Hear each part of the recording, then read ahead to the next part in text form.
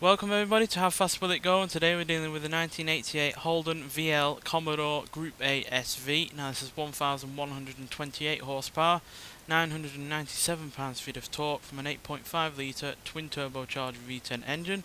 The car itself weighs 2,699 pounds, now has all-wheel drive, and it can do 0 to 60 in 2.193 seconds and 0 to 104.088 seconds. So we had the HSV GTS in the previous episode, which is basically the modern equivalent of this, as both in stock form or rear-wheel drive V8 powered saloon cars.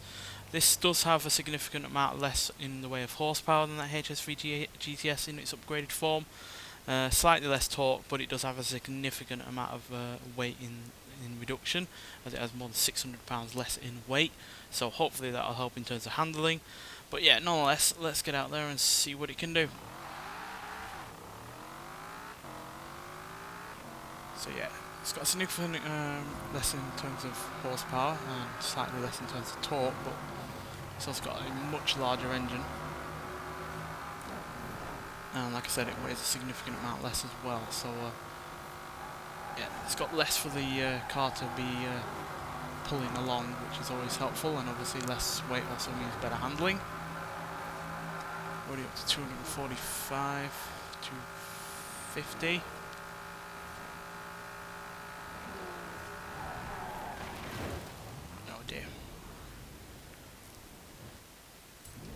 Yeah, less power and less torque is obviously going to hinder it at the top end. How much we'll have to see. That's 258, so we're only 5 miles an hour off, which isn't bad.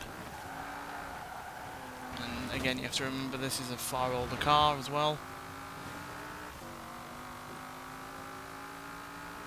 It's 23 years older, so yeah, there's significant margin in that regard.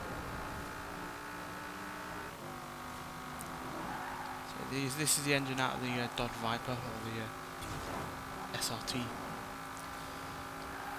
Viper, whichever one it's called. Which isn't exactly known for providing the most amount in the top speed area, but 258 is hardly bad so far. Let's see if we can do any more.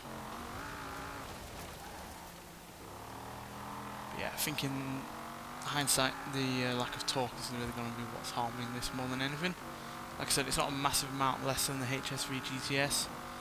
It's only 24 less in the way of pounds-feet of torque, but yeah, that can certainly make or break a car in terms of its top speed.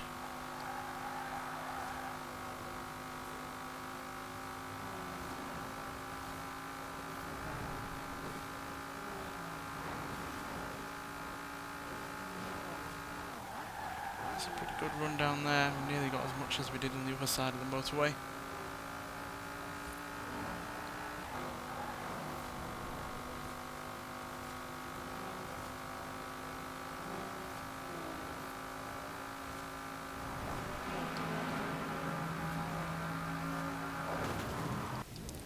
Yeah, I don't think we're going to get any more out of this, which is a shame, because it does have a fair bit of old amount of power for a car of this age, and yeah, it doesn't weigh all that much, but yeah, lack of torque and that significant reduction in horsepower overall is what ultimately harmed this. But yeah, 258 is still not a half bad amount of speed, especially for a car of this age. I don't think we've had many cars from the 80s on this series so far, so yeah, it's done well in the context of the age and the amount of power that it's dealing with. So yeah, 258 mile an hour is 5 mile an hour below the HSV GTS from the previous episode, but it has nonetheless matched the likes of an Aston Martin DB10.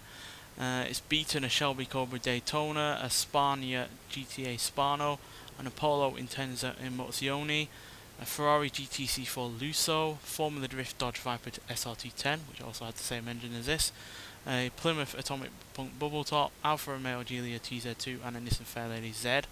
So it's faster than several cars that are far newer than it, but it is also slightly behind a Porsche 911 GT3, Mercedes-Benz 300 SLR, a Ford GT40 Mark 1, Lamborghini Huracan Performante, and an ATS GT. So yeah, it's beaten several modern vehicles, which on paper you'd think were far quicker. They'd have better aerodynamics, probably better handling, but yeah, it's beaten several that are quicker than it, and yeah, I'm just checking whether or not we have had any other ones from the 80s, to be honest.